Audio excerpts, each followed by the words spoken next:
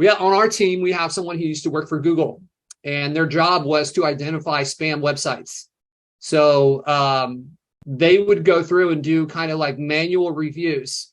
And so all of this information that's on here is, one, it's from somebody who did this job. It was their job. So this is like firsthand information from somebody within our agency that worked for Google for, I think, several years, but I can't remember exactly on the timeline. Additionally, they've kind of pointed us towards resources. So this, I think, is very trusted information. And we've kind of been applying it to our agency. So we've been doing reviews of our sites and looking for these things that could get us into trouble. Okay, so these are all about spam. So that's what this is going to be about. So Google has like a classification where it's like, this website is spam. So it's kind of like you're getting put in the, the soft penalty box here, where maybe you're in one of two areas. One, you don't exist, or two, you're like, you exist, but it's going to be, we've made it hard for people to find you. So they're looking at a number of signals, and I'm going to get into this more, but there's like an automated detection, and then there's a manual. So they have both of these going on. So the manual, if it's caught manually, they'll kick it to another team member and make a decision. So this isn't saying, I just want to make this clear before we get into this. This lesson isn't saying that if you do these things, you're absolutely going to get marked as spam. But or if you've done these things, you've already been marked as spam. That's not what this is. This is saying like, hey, these are what they're looking for. These are the risk factors, and you can adjust these. A lot of them aren't going to hurt your rankings, and there's not huge advantage. Some of the ways that I was taught when I was learning this and coming up are things that Google now classifies as spammy that they didn't used to. Okay, so all right, so let's get into this here. All right, what is web spam? So spam can occur in many different forms, such as so it's important to know the different types. So sites can exhibit, there could be an intention that is identified for them to manipulate the search engine. So we're talking about different information about the niche, the content, the nature of the product or service of the website. So most websites that are identified as spam are there because these things have been used to try to manipulate the rankings, which obviously this is a part of what we're trying to do, right? We're trying to, everyone on Google to some extent is trying to manipulate the rankings. No one's out there just like, hey, I just want to exist, right? They're trying to get attention, right? So some of this we'll take with a grain of salt, and we've kind of combined it with Google's guidelines, right? Okay, so improper SEO. So there's negative or black hat practices are a huge signal for spam. We're going to talk a little bit about some of that stuff. So none of these things are, like I said, an ironclad. If you do this, you're going to get marked as spam. But there are things that are going to lead that if Google finds this could be an issue. All right. And they're catching, I think they're catching all kinds of people. Like with the amount of sites we have, I'm sure that we have some that have been marked. And this employee, when we hired them, they went through, we had them go through and like, hey, these are all our sites. I want you to go through every one of them and kind of like assign like a spam score to it. So like I said, some of it is identified by humans, and then it's escalated to their management team. Okay, so site identity signals. All right, so when there's a manual review, the spam pays close attention to the legitimacy of the business, right? So the domain URL should match. So for instance, you can kind of see here, this is one of the things that we've done in the past where to help, because our site would be like, if our site was water heater repair and we want to try to help our clients by putting their logo on it, then it's like inconsistent and that sticks out. So that was one of the first things that they identified for us. Our clients have been dealing with, have been working with us and handling this stuff for a long enough time period where they can handle that transition pretty quickly. So the advantage we're gaining from this, in my opinion, is not worth the risk that we're taking for getting marked as spam, right? So this would be, you see water heater repair in New York City, and then you've got this MLJ heating and cooling, and over here would be the right way to do it. Water heater repair, and our logo and our branding kind of lines up with our domain, right? And that's going to carry on with your GMBs as well, right? So we want to have those keywords, but one of the things that Jeff and I have really been discussing is instead of like having this like branded site and another branded site, what if we have like a actual company that we own? Like maybe it's like ABC water heaters, and then this could be like ABC water heater replacement of New York, and the other GMB could be ABC water replacement of Denver, right? And we could have separate sites that are doing that, but we're still kind of like sticking to that branding. So I'm not going to dive too deep into that. That's kind of like a higher level topic in the course that we're going to release. I think we're going to talk about some of these strategies, but let's keep moving here. So when they're doing their manual, their evaluations, they're going to look closely at your phone number, your address, and your hours, and they're going to compare that to what you have on Google. So some of the things to be aware of, if you've got like missing hours and social links, things that are like real business signals, right? So this one right here could be an issue for a lot of us. And like I said, not one of these things is going to like tip the dominoes, but it's just, I want you guys to be aware of the right way to do it and what they're looking for, and then make adjustments where we can. So having the phone number missing, right? Or the Google business profile not lining up with your actual website, and the socials are not linking correctly, right? They don't match the information that's presented on your homepage. So they're going to look and say, okay, they've got this. So if you've got your client's social connected and they've got all their branding, and that doesn't line up with the branding that's on your site and it's consistent with your Google My Business, that's a signal. That's a signal for them, right? So you can kind of see over here on the right side, we've got all the way that it could be, or the way that it should be according to them, right? Citations is another one, right? So we want to keep that citation where it has the business name in there. We want to keep that branding. And this is also, the consistency actually helps not only with avoiding spam, but the consistency is going to help us with like SEO ranking, right? So the key takeaway, all of your business information, including your site identity, should be 100% consistent. If you're running more than one Google My Business off one site, it may be best to build out a couple different sites, right? You could do it the way that I was talking about, where it's like ABC water heater replacement, ABC, tankless water heaters, where we've kind of like keeping that branding and have a little bit of balance. I think that would probably keep you safe, but this way may be better, right? Okay, so or make it clear that these are locations or franchises. We forgot our letter there, sister company. So kind of like making it more and more legitimizing that business. So photo and content signals. So Google is making a huge push to weed out non-original content, including images. So a lot of you guys that for you guys that have tried to make posts that have been rejected, this is often a part of the reason why Google rejects it. If you use some like photo that's like a stock photo, they'll reject it. If you use if they can, I don't know what exactly their duplicate image detection stuff is, but it seems like they're really starting to pay attention to that.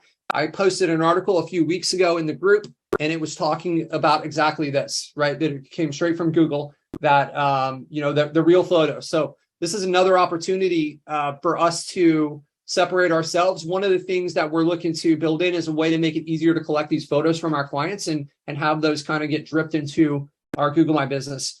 So the manual review process is entirely up to a human. So according to the employee that is now part of our team, they didn't have a machine that was going and like detecting all this stuff. But these people, I think they are reviewing the same sites within niches, and they're recognizing, and like we can look just like they can at an image and be like, that is clearly a stock photo, right? They're humans, right? They're capable of like making that decision.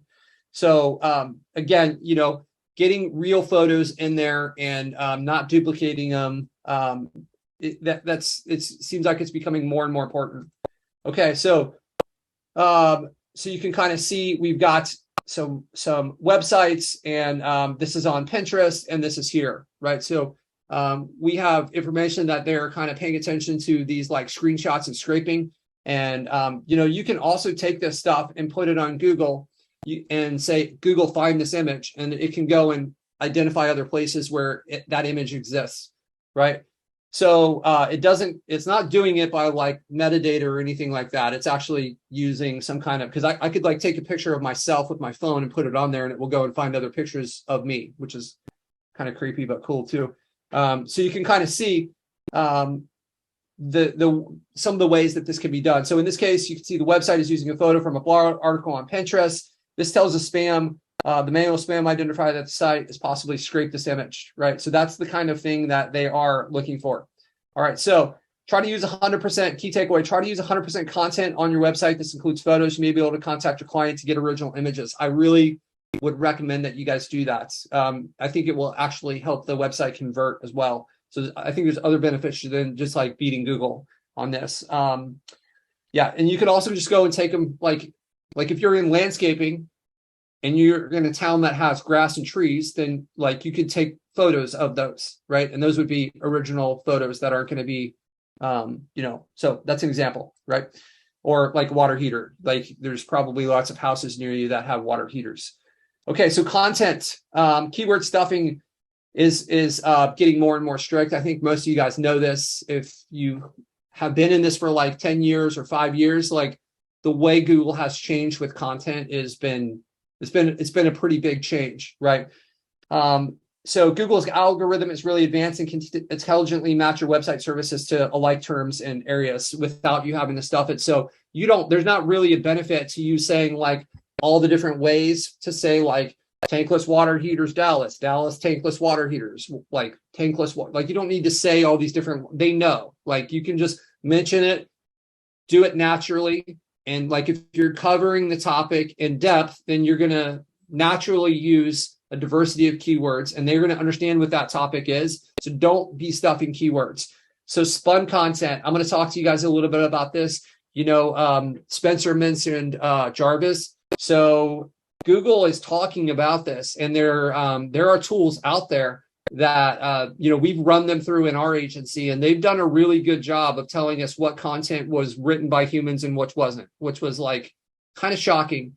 But I'm going to share one of those tools, and this is just a free one. There's other ones that I think are even more advanced, and I don't know what Google has hiding under their stuff, but spun content, duplicate content, AI generated content, RS scrapes, all of this stuff can be marked as spam. And I think this can be done in an automated fashion. So blocks of text that list cities and states that a web page is trying to rank for without relevance. So just, you've seen this, maybe you guys have it where it's just like Phoenix, Chandler, Mesa, Scottsdale. We're just like listing stuff off. Like we've seen everyone's seen those sites, right?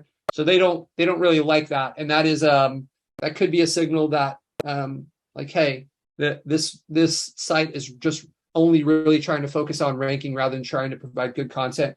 Repeating the same phrases or words so often it's unnatural, right? So Google's EAT policy, we'll talk about that more in just a second. It should be taken into consideration when writing content. If your content is not original, unique, or helpful, it will either be kind of like not necessarily penalized, but it can be just not indexed, right? So those of you guys that are having trouble getting things indexed, why don't you write some really good content? If you're adding value, Google wants to have that show up. Google is trying to match like the searcher with the best value. So if you provide the best value, then like you're going to get rewarded for it. And when you don't, you just put this like repetitive stuff just to have words. Like that's where we run into issues. Like I said, this doesn't mean that your site is necessarily marked as spam. Part of it's like a human factor where they have thousands of employees that are just like searching the internet and looking for these types of sites, right? Might not be indexing well. So Google's EAT, so it's expertise, authoritativeness, and trustworthiness. If you guys search, you can find a lot more about this, are the key to getting good content. So the stuff that I've provided for you guys in the past about writing content, it really lines up with this right here.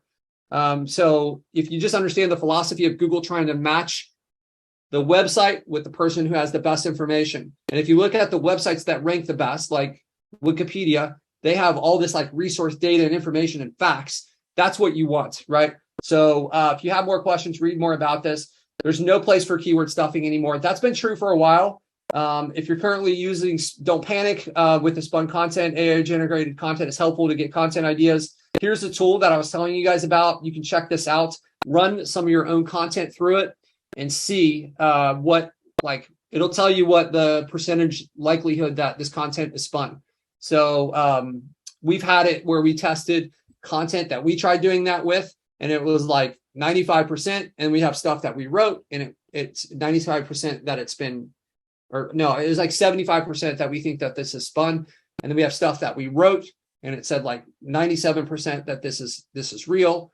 And it was kind of like surprising. And this is just with like some free tool, and both of them sounded great. The content, like, you wouldn't know by reading it, but I think the way that these content generators work, there's like rules, and they have an engine, and I think they've been able to reverse engineer that and kind of understand how the stuff is being structured. So I would be careful with that.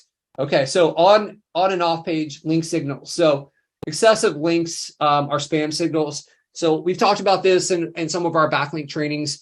There are countless ways for site owners or admins to deceptively use links in Google's eyes. So any link that is coming or going to a site with the sole purpose of trying to increase the rankings, that's like what Google's trying to look for. I'm not telling you guys not to do that, because that's like what we need to do, right? But just let's lay the foundation for what Google is looking for as a rule. So not all links are considered a link scam. There are some genuine guest posts and high value readers fly under the spam radar, right? So what counts as link spam? And again, like a lot of this stuff I'm a proponent of doing, but I want to tell you what Google thinks it is. It's like buying and selling links, right? Excessive link exchanges. So this is why when we talk about the link circles, let's not do like I link to Chad, and Chad links to Spencer, and Spencer links to me. We need to have a bigger circle, right? Where things are kind of getting watered down a lot, right? And we need to use these sparingly. Okay, so guest hosting campaigns, right? So you want things to look organic. Also the flow. I don't know if I have this. I don't have this on here, but you don't want to have like, I've got 3 links on my site after a year, and then next week I have 400. That doesn't look real. So you want to organically grow this, and you want to think about, we're going to talk about this in just a minute, but the distribution of how these are set up. Okay, so there's a lot of software out there that can do automatic link building, and just like with the content, there's a little bit of a footprint that can be left by that. So having excessive amounts of links to third-party sites that have no value to content or readers, that's another sign that they're looking at. Okay, so here's some of the stuff here. Ideal backlink profile. Having your anchor text schedule will keep you organized when making and purchasing links. So your backlink profile is essentially, we have different types of links, right? So some, like the ones that are going to be the most value for us, are going to have the keyword that we want. So we want to use those sparingly, though. We don't want to always have like deck builders Seattle as our anchor text, right? We want to have some that it's like, maybe our website is abcdeckbuilders.com, right? So these ones, these branded natural URL anchor text, right? So that could be the name of the company, right? Which a lot of us are choosing these like perfect exact match domains. And I've been kind of pushing you guys away from that over the last like 4 to 6 months. Start getting like more branded stuff into the domain name. So that way it doesn't look like anchor text when it's this other one, because Google is starting to, I think it's very complex for them to try to manage this exact match domain problem. But at the same time, I think they're getting more aggressive with it. It seems like they've struggled with it for 10 years or 7 or 8 years. And, it seems like over the last year, they've started to be more aggressive with this, in my opinion. So we're looking for 80 to 90%. So it's just going to have like the URL. So you can do like HTTPS, www, you can do www, or just the domain name.com, like whatever it is, like a mixture of those with just maybe the company name. So that's what that is. 10% can be the keyword phrase mixed with the anchor. So, and even within this, you want to have some diversity, right? So you don't want to have all of them be like hot water heater in New York City, right? Some of them could be like water heaters for New York City, or water heater replacement. Like you're mixing in these different ones, not the same perfect keyword every time, right? And then we've got the exact match here. So those are whatever our primary one is. We don't really want that to be more than one of like 20 of our links, right? So, and quality over quantity. You guys, for local sites, if you're doing your due diligence, you don't need hundreds of like really solid links. Do your due diligence and get a few solid links, right? You can do a link exchange. You could potentially find a like a high powered site that you can and as a like pay for an actual one, right? So you want to try to emulate a natural backlink profile, a good amount of high authority ones, backlink from niche relevant and location relevant sites, and you should have a good variation within that link text. Okay, so key takeaways: control your link profile, be selective with what you're putting on your site pages, and all links should be relevant and carefully placed. Be selective with this. This stuff matters, and you don't want to have to undo stuff, right? Okay, cool. So some of the more advanced spam signals. So this stuff, I don't think a lot of you guys are doing this, but it's important, and I want to make sure that we know not to do it. This is like how stuff used to be. So my first job out of college in like 2001 was doing SEO for a company. So like 21 years ago. And these are some of the strategies that we were using to do. We were doing some really like shady, spammy stuff that like it wasn't like Google wasn't really patrolling it to the same extent that they are now.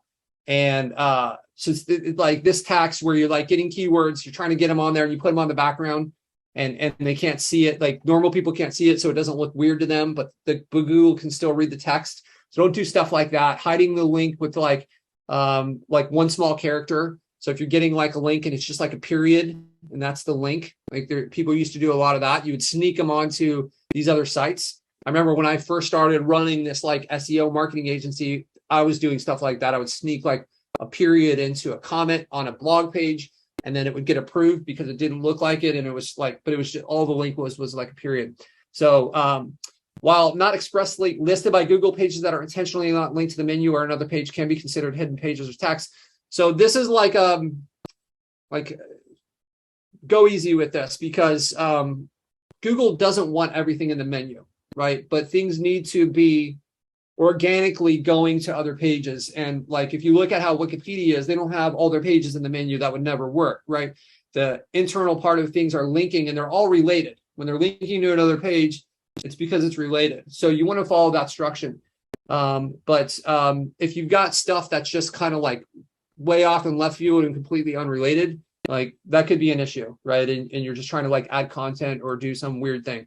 Okay, so pages, hidden elements, redirects, and doorway links. So doorway pages on a site are those stuff with keywords. So I think you guys know not to do this. Usually when users access this page, they could be like immediately redirected, but the page can still be updated. Sites that direct a website or visitor to a different URL than one that's originally stated. So it's like a kind of a sneaky little redirect. Google My Business profiles that are linked to the same page with different names and identities. This is another like sneaky redirect thing. So these are the things that Google is looking for to identify these spam things. Let's see here. So malicious pages and site content. So in the SEO realm, malicious content can be any of these. Changing or manipulating the location of content on a page so that users think they are on one thing, but is really another. Right. So there's tools out there that will like swap content in real time. Having like ads and pop-ups promoting like apps and software, this kind of like spammy stuff is another thing. I think most of you guys know not to do this. Having like stupid little files. This is not the same thing as like, I'm not telling you not to have like a lead magnet. So we're kind of working on lead magnets for ourselves. And like, I'm going to build out training on that. That's not what this is. Doing any kind of like hacky type stuff to people's browsers, and tracking their information without consents. You guys should have privacy policies and like terms on your sites. You can have a general thing. That's a legitimacy sign that I think is not on here that you should pay attention to. All of you guys should have a valid SSL. If you don't get it, like if you go through Namecheap, it's free. And there's a number of other ones that it's free with your like domain. So those are like, I think some of this stuff is, it has to be said, but I think for most of you guys that have started this business model in the last few years, to do this. Key takeaways, be cautious with the redirects, avoid malicious site behavior, make sure you got your SSL, and make sure your links and buttons are going to the appropriate pages, and, avoid that spammy stuff that we talked about. Okay, cool. So best practices, From an SEO standpoint, you'll encounter two possible outcomes if your site is incurring spam or suspicion of spam. A crawler detects spam on your website. It is automatically, this is like back to the beginning of the call, like it can be automatically knocked down your site in the rankings. A human comes through and finds it. So there's those two different ways. You will not get, they're not going to like reach out to you and be like, hey, Greg Adams, this is Patrick from Google. We've noticed that you're doing some like really shady stuff on your site. So we're going to penalize you. They won't do that. You're not going to know. You have to pay attention. Yeah, Greg, that wasn't a coincidence that I picked you. No, I'm just kidding. They're not going to notify you, but if you see like a rankings drop and you're doing some of these things, this could be the result of that. It could be other things too. There could be competitors that have come in, right? But I want you guys to be aware that this can happen and that this can exist, okay? So you can often tell based on your ranking, your traffic, or like if you have a bunch of pages that are not getting indexed, right? And these are some of the signs that you can look at. So best practices: keep a consistent branded identity with your logos, your domain names, and phone numbers, right? Keep the consistent brand identity off your website as well, on your social accounts and your citations. Don't get in these like black hat and negative SEO stuff. If you guys are doing your due diligence, there's all these like little, courses and stuff that you guys can do to do like this black hat strategy, this new like super cool thing. Well, like if you just do your due diligence and you follow the basics, this stuff works. You don't need all this extra stuff. If you need all this extra stuff, you're probably in the wrong niches. So just like stick with the basics and the foundation, choose the right niches. You don't need to be able to beat LeBron James, right? What you want to do is you want to find the city where the guy's nephew watched a video on YouTube on how to build a site, and that's who you're competing against, right? So if you do that stuff, you don't need like crazy ninja tactics that are maybe a little short-sighted. Content focused and don't do keyword stuffing. Make sure it stays relevant. Pay attention and control your backlink profile. No spammy links. Only link with sources that are going to be beneficial. So just because you can get a blog link on something doesn't mean you should, right? So like go for ones that are actually going to help you and are actually going to move the needle. Pay attention to the site structure and the hierarchy, and keep perfect on-page SEO. Don't do any of these like gimmicky things that we kind of talked about here. All right. Was that my final slide? Okay. That's it.